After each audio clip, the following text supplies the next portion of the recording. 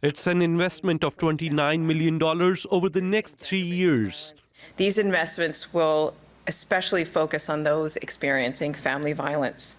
On Thursday, the province announced a new family law clinic with what they call multidisciplinary trauma-informed approach. The clinic, to be set before the end of the year, would be run through Legal Aid BC. It would provide in-person and virtual services for free for people facing harm such as intimate partner violence. The province says it's also changing the financial bar for those seeking legal aid.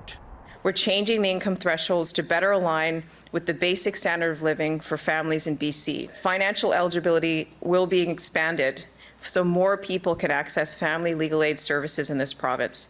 The announcement comes after a 7-year legal battle initiated by the Single Mothers Alliance of BC, now known as West Coast Leaf. The advocacy group argued on behalf of women fleeing domestic abuse and violence, questioning the lack of legal resources for single women that they say puts women and children at further risk of violence and debt. A lawsuit was twice challenged by provincial government in BC's Supreme Court, only to be turned down. Today's announcement means people experiencing family violence will have access to specialized services tailored to help meet their complex individual needs, and that the services will be available to them from the beginning of their journey through the family law system right to the end. According to province, 20,000 women each year experience relationship violence in BC, and that there has been a shortage of support resources for such victims. This is something that we used to have in BC. They were cut many years ago.